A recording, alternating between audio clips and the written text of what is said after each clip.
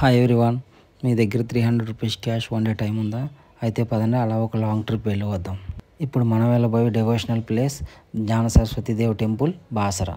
బాసర హైదరాబాద్కు 200 కిలోమీటర్స్ దూరంలో ఉంది. ఎలా వెళ్ళి రావాలో చెప్తాను, వీడియో సేవ్ చేసుకోండి. ప్రతిరోజు మార్నింగ్ 7:10కి హైదరాబాద్ నుంచి ట్రైన్ ఉంది.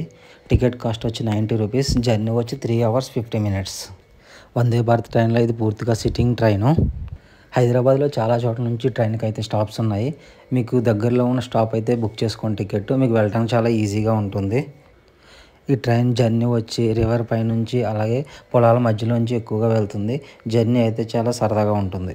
ట్రైన్ దిగి స్టేషన్ బయటకు రాగానే బయట అమ్మవారి దేవస్థానం బస్సు అయితే ఉంటుంది. ఇది పూర్తిగా ఫ్రీ. ఈ బస్సు ముందుగా గోదావరి స్నానఘట్టం దగ్గర అయితే ఆగుతుంది. మీరు ఫ్రెష్ అవ్వచ్చు.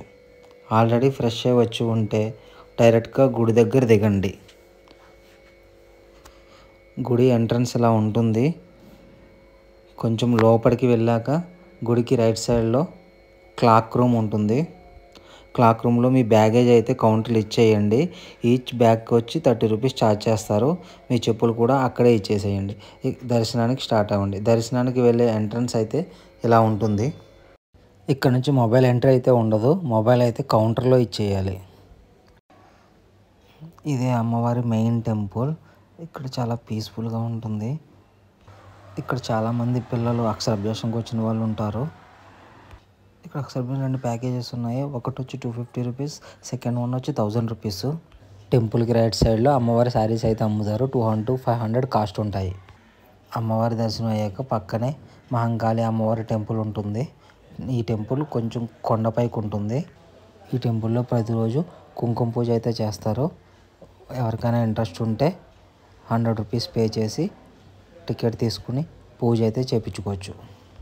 ఈ టెంపుల్ ముందు భాగం నుంచి సరస్వతీదేవి అమ్మవారి టెంపుల్ అయితే బాగా కనిపిస్తుంది. మహంకాళి అమ్మవారిది దర్శనం అయిపోయాక అక్కడి నుంచి బయలుదేరాక వెళ్ళే దారిలో గోశాల వ్యాధ మహర్షి గుడికి దారి ఉంటుంది. గోశాలలో చాలా గోవులు అయితే ఉన్నాయి.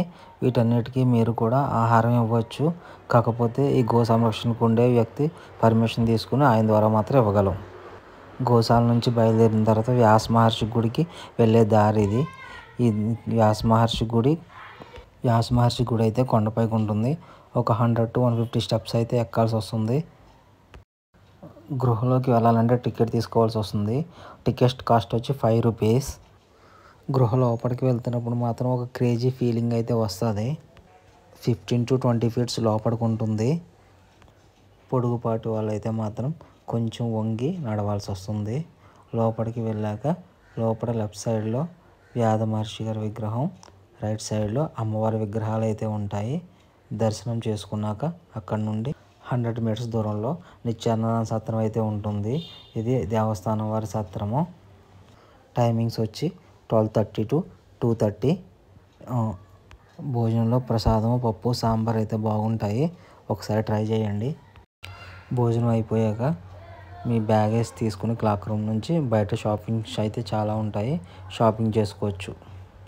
షాపింగ్ పూర్తయ్యాక దేవస్థానం వెహికల్ అయితే రెడీగా ఉంటుంది.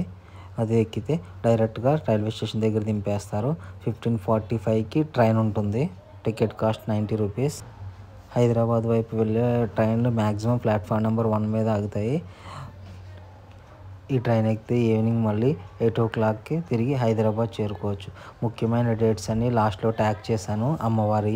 ఒకవేళ వెళ్ళే వాళ్ళు ఎవరైనా ఉంటే చూసుకోండి.